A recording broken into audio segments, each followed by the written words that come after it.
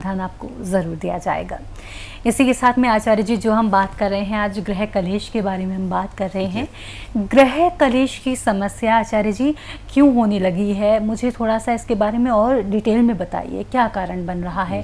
क्योंकि पहले भी समस्या होती थी, लेकिन आजकल तो माँ बाप में समस्या भी होने लगती हैं, मतलब माँ बाप से समस्या होने लगती हैं बच्चों को, क्या कारण है? जी, अभी वर्तमान समय जो चल रहा है इसको कलयुग कहते हैं। तो जब कलयुग चलता है उसमें पापी ग्रह बलवान हो जाते हैं, शुभ ग्रहों को बल नहीं मिल पाता। दूसरा क्या है कि हम जैसा कार्य करते हैं उसी प्रकार से ग्रहों को बल मिलता है। अगर हम अच्छा कार्य करते हैं, सोच समझ करके हम कोई भी कार्य अगर करेंगे तो हमारे शुभ ग्रहों को बल मिलेगा।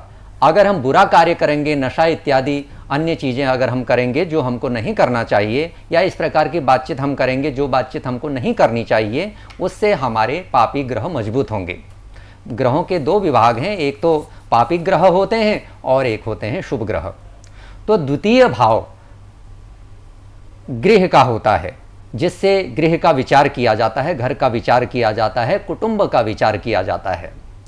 तो जब कुटुंब स्थान में पापी ग्रह विराजमान होते हैं, जैसे कि शनि मंगल इत्यादि ग्रह पापी विराजमान होते हैं, तो वहाँ पर पाप प्रभाव देते हैं, जिससे कि हमारी जो एक सहन शक्ति होती है वह बहुत अच्छी नहीं हो पाती।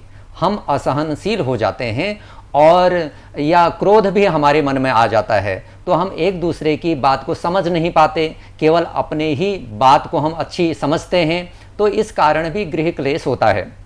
और अगर द्वितीय स्थान में शुभ ग्रह बैठे होते हैं, जैसे कि बृहस्पति बैठे हैं या फिर शुक्र और शुभ चंद्रमा आदि बैठे हैं, तो गृह क्लेश की संभावना कम होती है। अगर कभी ऐसा होता भी है तो फिर हमारे मन में अच्छे अच्छे विचार आ जाते हैं कि क्यों न मैं ही झुक जाऊं और आगे बढ़ करके मैं ही बात करूं और हमारा यह गृह क्लेश बहुत जल्दी जल्दी निपट जाए।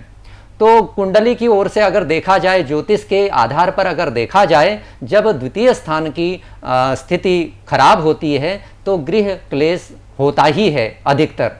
अगर किसी ने उपाय करा लिया, क्योंकि उपाय से सब कुछ हो सकता है, कोई गलत से गलत व्यक्ति भी अगर होता है तो अगर हम उसकी स्तुति करते हैं, कहते हैं आप तो बहुत ही अच्छे आदमी हैं, तो वह भी कुछ शांत हो जाते हैं।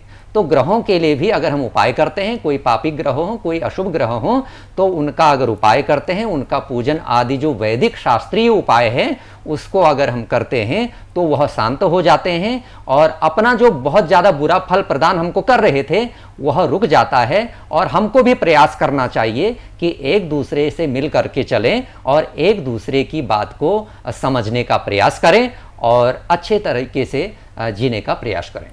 बहुत सुंदर आपने समझाया आचार्य जी, आपस में समझ के चलने की आवश्यकता है और कलेशों से दूर रहने की बेसिकली ज़रूरत है। एक बार आप अपनी बात भी कहें और सामने की भी सुने तो हो सकता है ये सारी चीज़ें हो ही ना। इसी के साथ में मैं आपसे उपाय भी ज़रूर